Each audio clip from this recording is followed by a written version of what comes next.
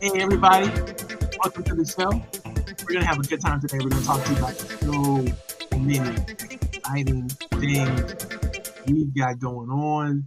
This is Coffee, Tea, You and Me. Every week for the last 2.5 years, I've been working with entrepreneurs, veterans, individuals who are interested in business and learning what they need to do to become more successful at it. It is my passion, it is my love, it is my joy to bring this opportunity to you to discuss, to chat, to create what you want to create for your life and for your business.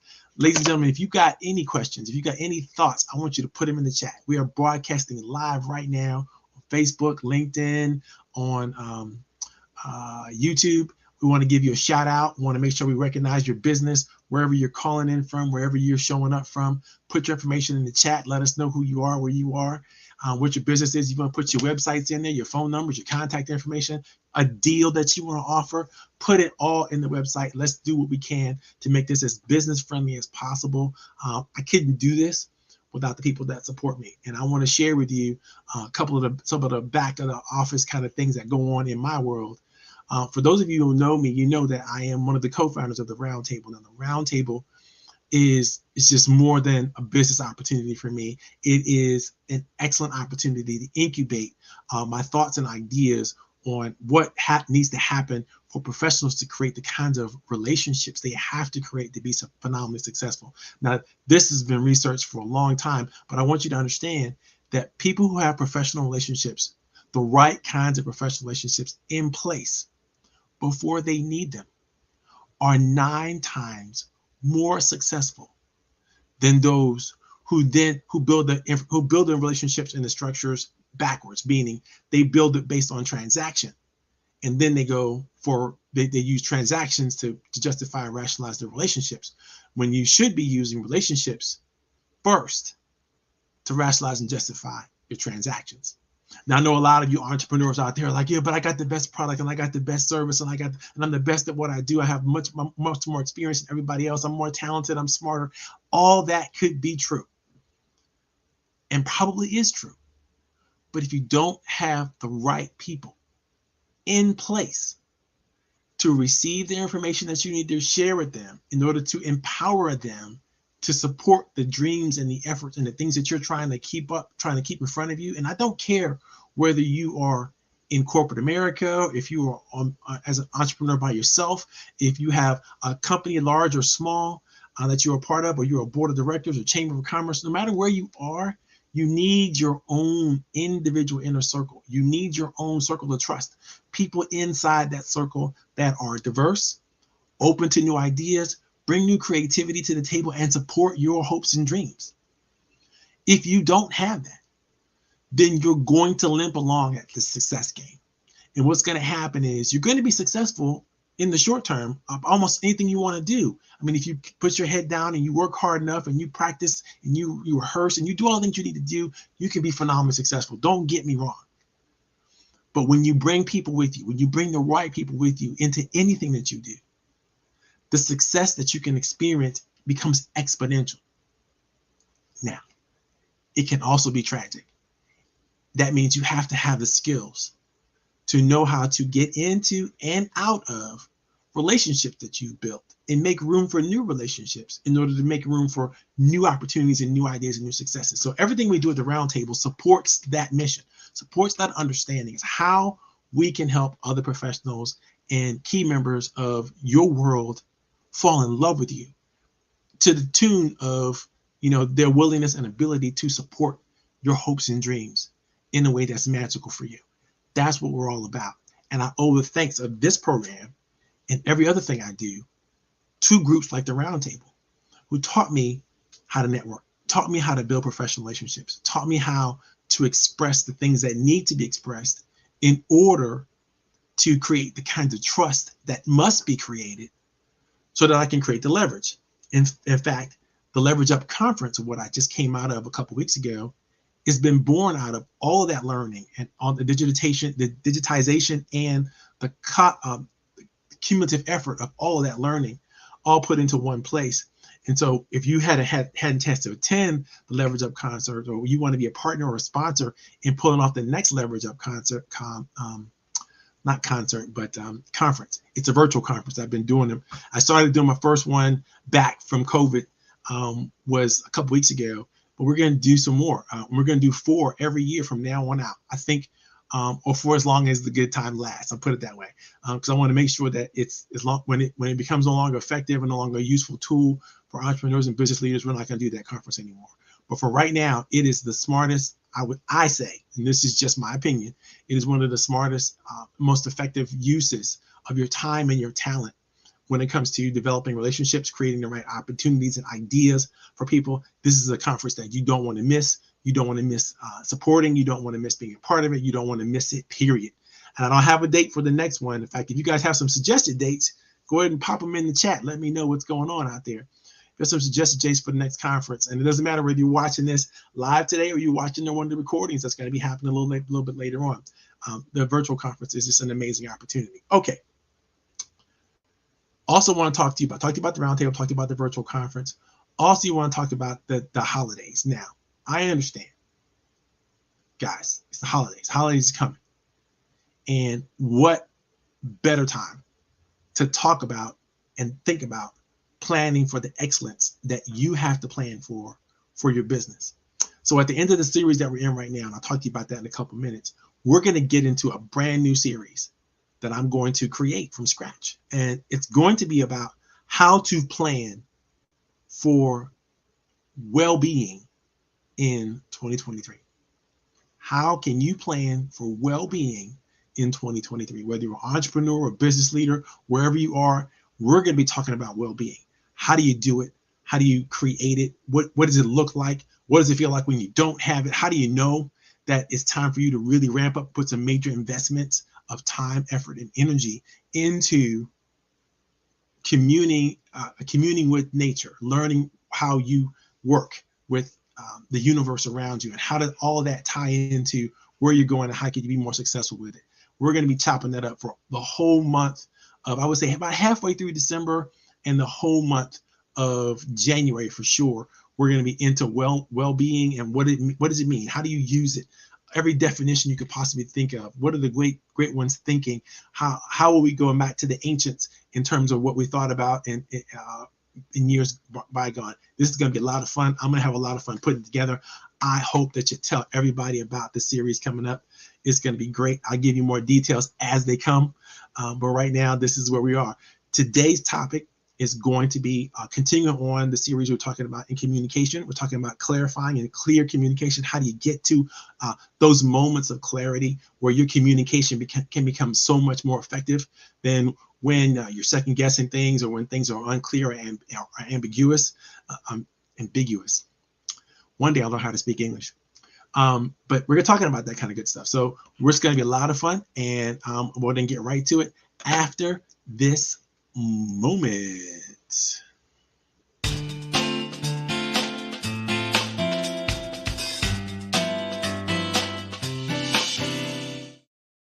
Okay, everybody, we are back. Today we are going to be talking about communication. Listen, this is the next level of communication. And one of the things that we really haven't talked about as much as we should be talking about that in the past is the impact of listening in communication. So those of you who have been following me on LinkedIn, on Facebook, on YouTube, and wherever we post and share, you might have already picked up my article. Most recent article I wrote and created was called basically How Inquisitiveness Wins Out Over Hard Work. Think about that. We've all been told hard work is the name of the game. No matter what you do, no matter where you're going, no matter who you are, you have to work hard. I'm not saying that that's not true. But I am saying working smart is smarter than working hard, right? And so you have to figure out, well, how do you work smart? How do you learn what you need to learn so that you can do the things that you need to do most efficiently and most effectively? Well, my friend, not only do you have to be good at studying, not only do you have to be good at research, you have to be amazingly gifted when it comes to listening. Because when it's all said and done, we don't know very much that we haven't gotten translated into our universe and into our world by someone or someone else.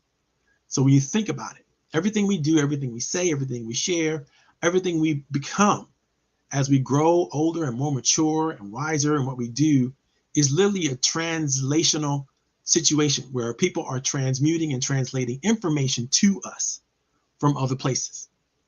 And we're using that information and baking it into our own brand of thought and wisdom that we then express through action that becomes the lifestyle that we want to live. So what do you need to know? And how do you know the best things? Who should you be listening to? We're going to be talking about all those things. How do you make listening the magic elixir that it should be for your life and in your future? I'm going to give you a couple of quotes. I'm going to talk to you about some things we've done. Maybe I even tell you a story or two. But most important, I want you to begin to understand how powerful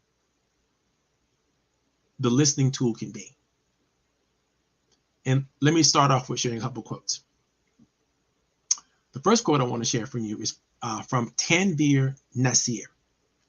And if you look at the article, and I've positioned this quote right next to a little young man, cute little kid, with a can to his ear with a string on it. You know, but we used to play that game where you would tie a string and speak into the string and speak into the can from a string through a string and another can, and you know, from a long distance, and you could hear what another person was saying based on the vibrations on the string and how tight you made the string when you were doing it in the first place. And you know, it was like a form of the first form of radio communication that, you know, most children figure out how to play with and how to do. So it's an amazing situation.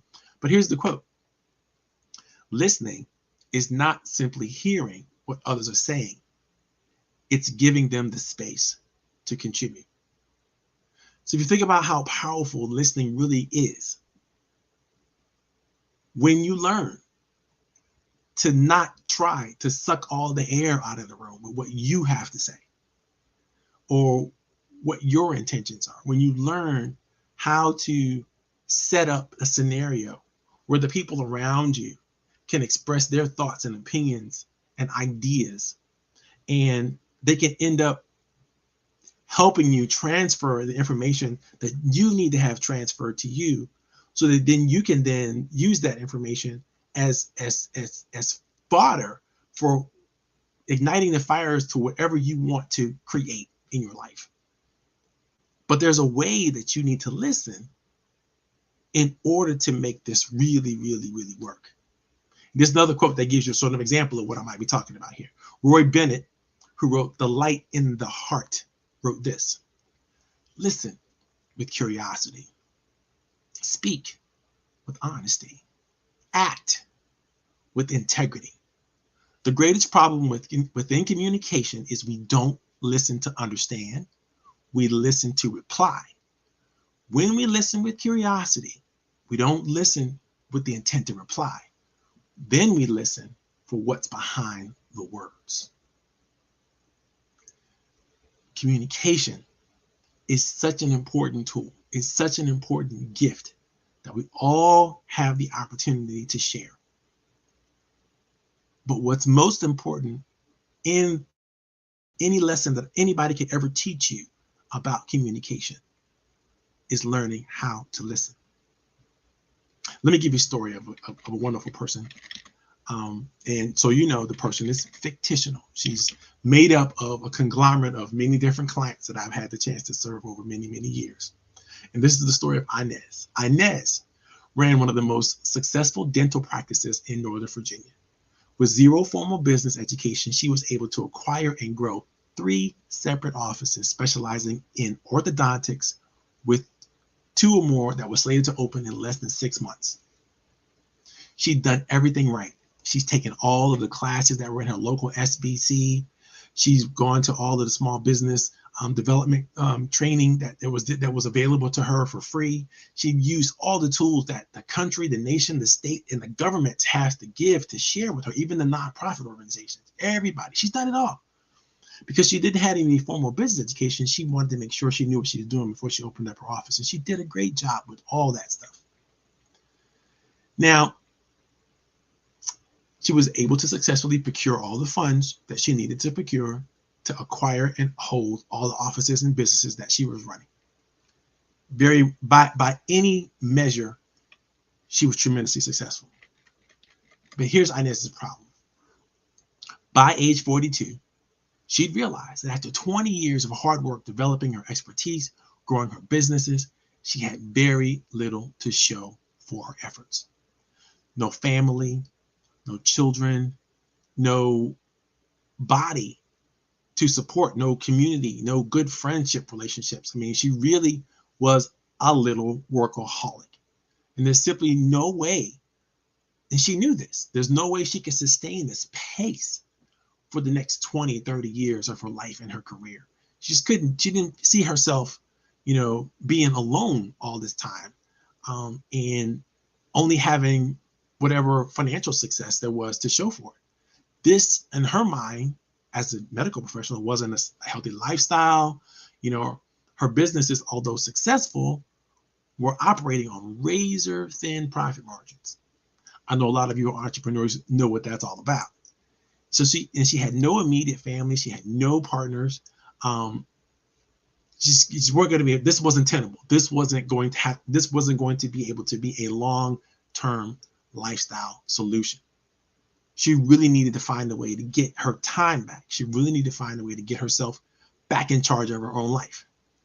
And being the hard-charging type A leader that she was, this became extremely difficult to admit that, she needed help. She needed help. And so finally she decided, and she procured the courage that she needed to make the call. And she called my team in. And this is exactly what we've been helping and share. Her problem it's not a unique problem. Her problem was she knew how to study, she knew how to research, she knew how to follow training, but she did not know how to use listening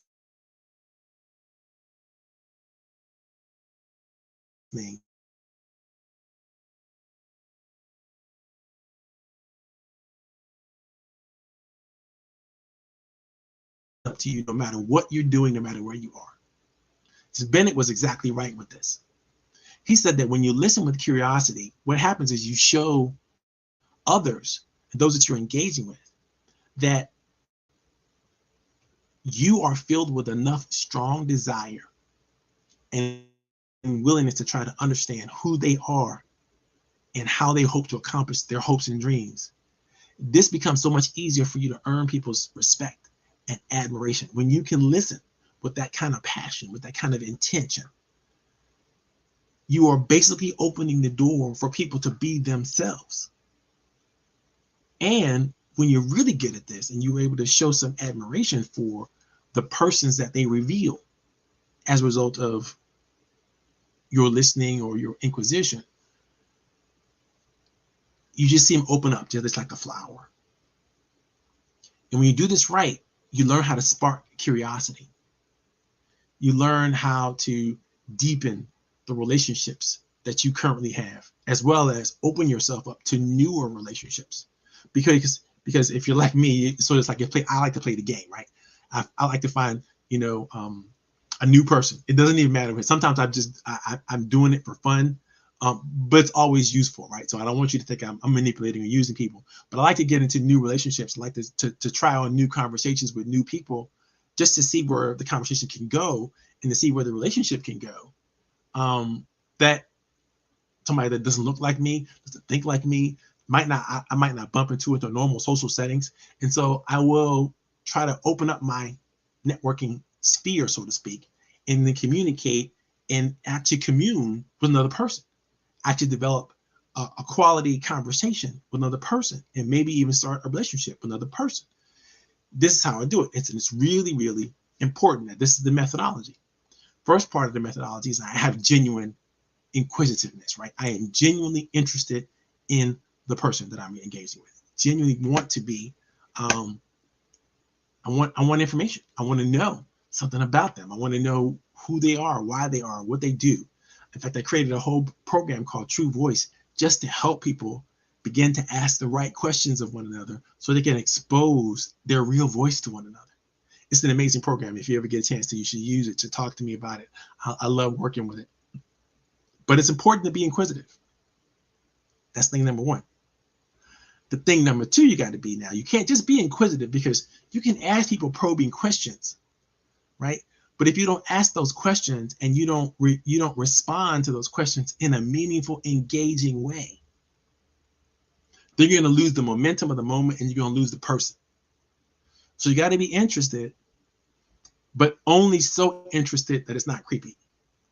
And I hope you get where I'm coming from there, because this is very difficult across especially cultural lines and sexual lines, and lines where there might be some difference between you and the other person visibly or emotionally or spiritually or socially, whatever that is, where you see there's differences. Those differences may be hard to overcome. And sometimes when you're communicating with excitement and passion, it just comes out wrong. And so you need to be very careful and very aware, tiptoe, so to speak, into this kind of communication. Now, don't go so slow as to lose them, but don't go so fast as to overwhelm them when it comes to your engagement. And so that's a whole different conversation, right? How to do that well. And then the third thing you got to do is you got to be effusive. You have to be able to show them, demonstrate to them that you adore and respect everything about them. When it comes to what they share with you, because the willingness, and I want you to think about how much courage it takes to authentically share something meaningful, something personal, something valuable about yourself to another person, to a stranger. It takes guts. And it also takes a willingness to surrender something that could be damaging, somebody else could use to damage you. That's putting a lot of trust and faith in someone else. And so you have to return that. Thinking about the fact that someone's willing to be bold enough to put their faith and trust in you means that the law of reciprocity needs to kick in, and you need to return the trust and faith they have in you to sharing your information with a level of adoration, with a level of connection, energy that you need to bring back to them, that's going to help them feel even more connected to you. And then hopefully, like I said earlier, as you reciprocate the energy back to them about what they just shared with you, who they are to you, what they mean to you in that moment, that love and that kindness will be reciprocated. That's kind of how it works, right? But you got to get it right. You got to get that model right. First of all, be inquisitive. If you're trying to enter a conversation that you care less about the other person, and you're not trying to dig a little deeper, you're not trying to ask one more meaningful question. I always say, behind everything that someone shares with you, there's two questions that you can answer. Now, you have to be really creative, or you can ask, put it that way. You have to be really creative about those questions. But if you're not figuring out a way to ask two questions after someone gives you some information, then you're not taking full advantage of the engagement opportunity.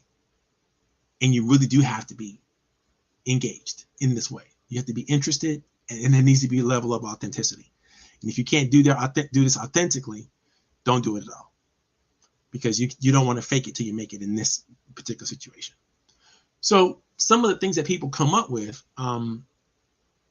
is the fact that listening does require a tremendous amount of patience and a tremendous amount of bravery.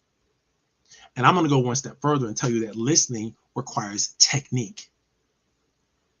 You could be as courageous as you want. You can be patient and all day, every day, all day.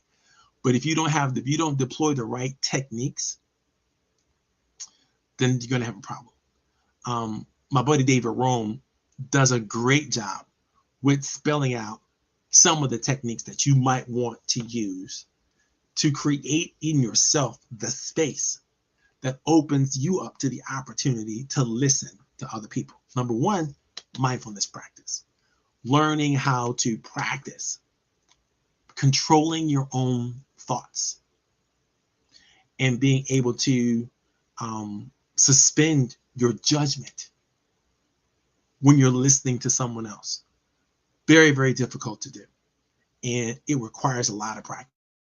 So going into a mindfulness practice, really looking at this, really analyzing it, in a way that's closer to your spiritual development than most people are comfortable with, but you need to do this. It will help you kind of review your values and your principles and the things that you hold dear. And it'll help you to really, really connect with others who hold the things that they hold dear too.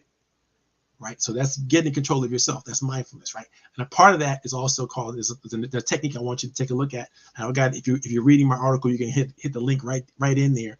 It's called the Alexander technique. The Alexander technique is all about you getting control of your own habits, your own movements, and your own thoughts, so that, again, you can open yourself up to being available for other people to pour information and thoughts and their ideas into you.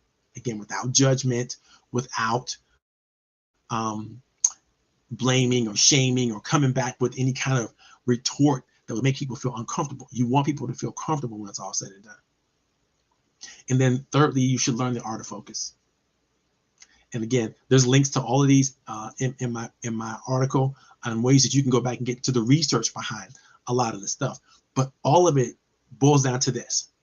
When you're communicating and you're listening, the more you can suspend judgment and the more you can exercise empathy, the better off your communication is going to end up. The more you're going to be able to draw people out, the more you're going to be able to connect with them, the more you're going to be able to find what I like to call positive communication bridges, where there's positive communication going back and forth on the bridge that you create. That's all good communication is. You want to make sure that there's a back and forth. You don't want to just be yin, talking at people, and you don't want to just be receiving information. You want that information flow to happen back and forth, and you don't want it to be imbalanced. In order for that to happen, both sides of the bridge have to be open to sharing and communicating, have to be open to connecting and deepening the relationship. I like to share with you about Inez. She was a broken mess when it came to her communication strategy, because she realized that she'd been doing everything she needed to do, but she'd been doing it all by herself.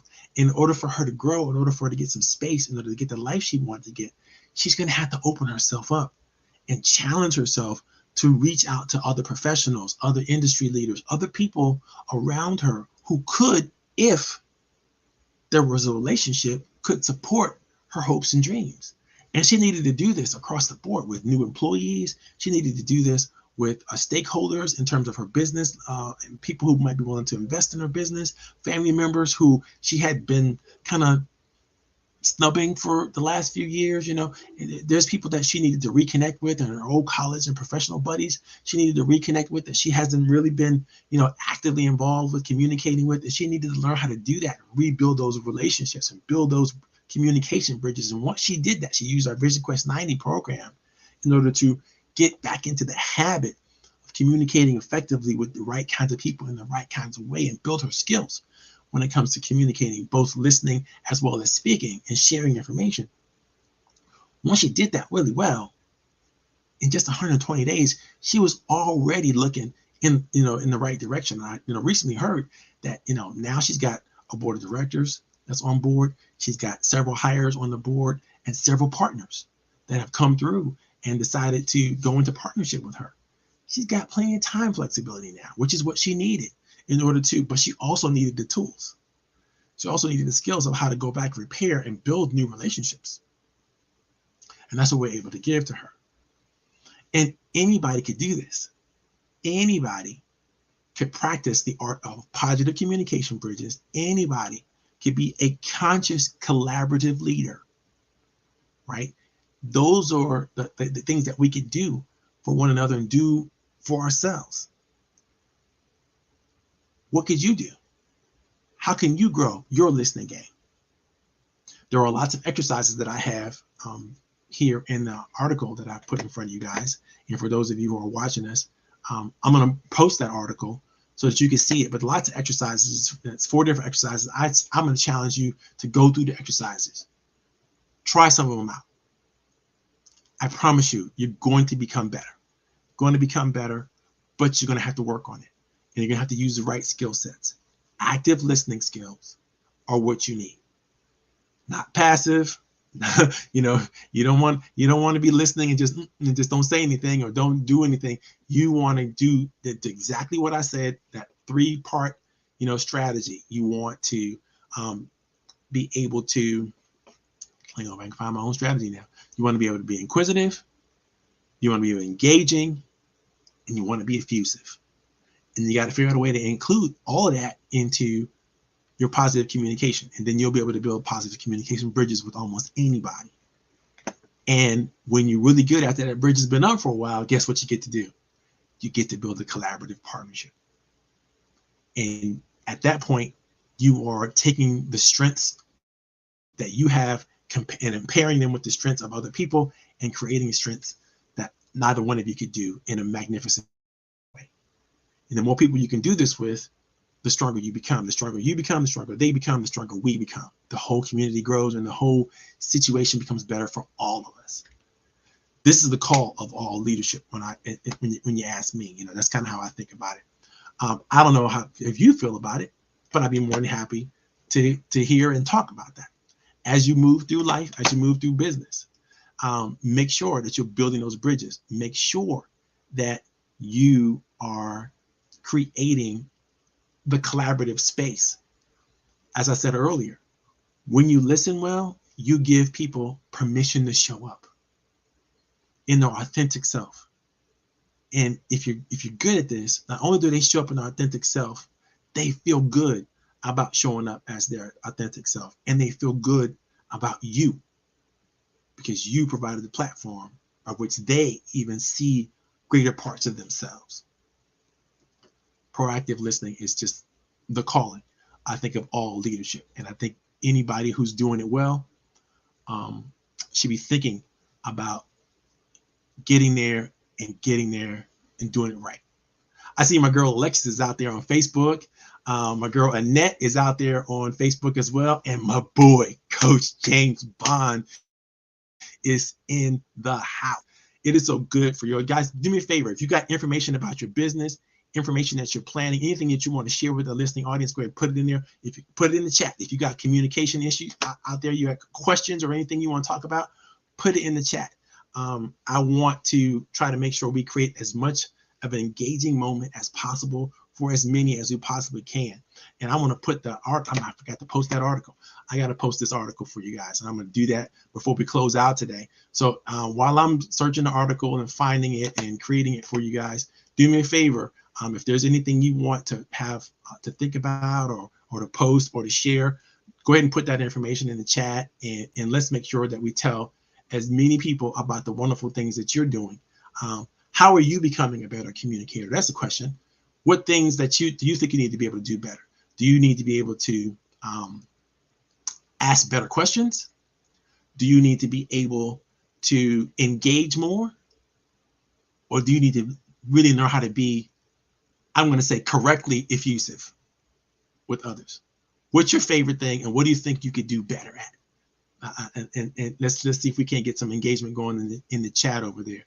And I found the article, I made a copy, and now I'm about to post it. Here we go. This is the article, and again, in this article, there are so many links to so much of what I'm sharing with you. So you can see that what I just posted if you're watching this on Facebook or on YouTube. If you're watching it on LinkedIn, don't worry. I've already posted that in that LinkedIn article, so you can go ahead and you can always get it from LinkedIn directly, or I'll go back in later on and I'll post it. Again, if there's any questions that you guys have from the chat, anything you want to say, please go ahead and do so. There is a LinkedIn user.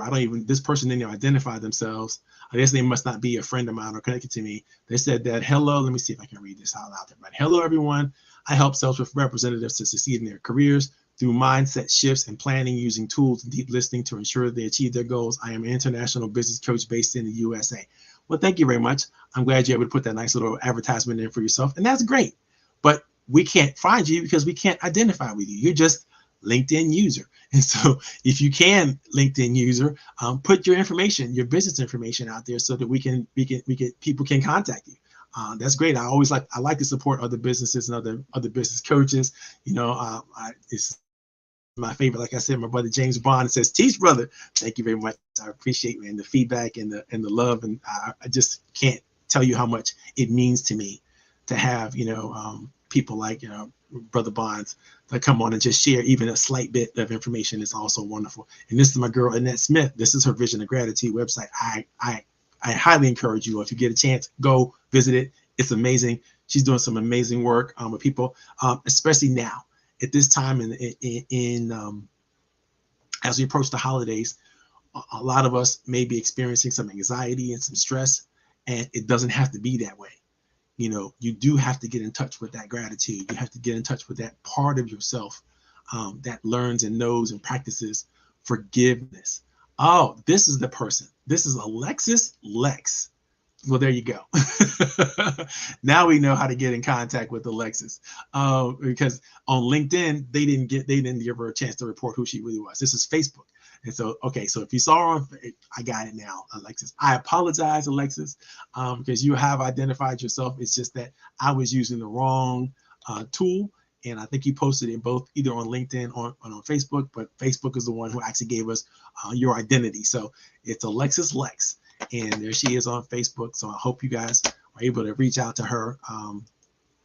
I love to say I know Alexis, but I don't. She just fell into the loop here, and